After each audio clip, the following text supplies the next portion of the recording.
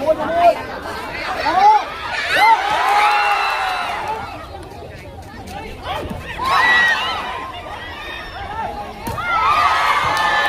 ្តីបងប្អូនអរគ្នាតោះមកមើលការខួតបាល់ផ្ទះផ្នែកបរោះដែលរៀបចំឡើងដោយលោកចាក់ស៊ីកូបាទហើយនេះជាក្រុមផ្នែកបរោះដែលអាគារ K6 ជួបប្រកួតជាមួយនឹង Office បាទអញ្ចឹងតោះទៅតាមការប្រកួតទាំងអស់គ្នាបាទអាវសបងអាវសនេះគឺជាកីឡាករផ្នែក Office ហើយអាវពណ៌ស highlight នេះគឺអាគារK6 បាទ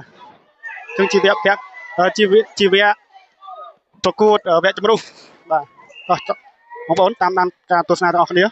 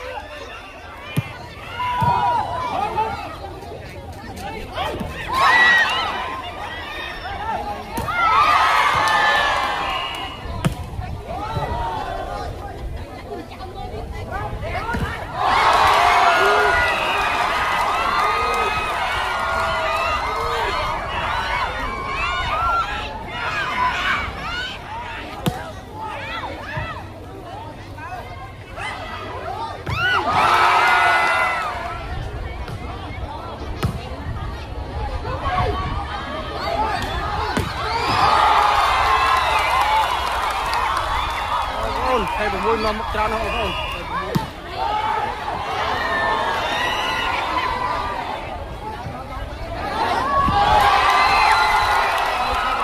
ើយ6គឺវគ្គជំរុះហើយ6នេះគឺវគ្គជំរុះបាទក្នុងការប្រកួតវគ្គជំរុះរវាងអាគារ K6 និង Office គឺបានទៅលើអាគារ K6 ដែលគេបានជ័យជំនះគឺវគ្គជំរុះបាទអរគុណបងប្អូនហើយវីដេអូនេះខ្ញុំមានខុសពីក្នុង YouTube ផងដែរបងប្អូននៅមានខាងលើអរគុណជំរាបអរបាទ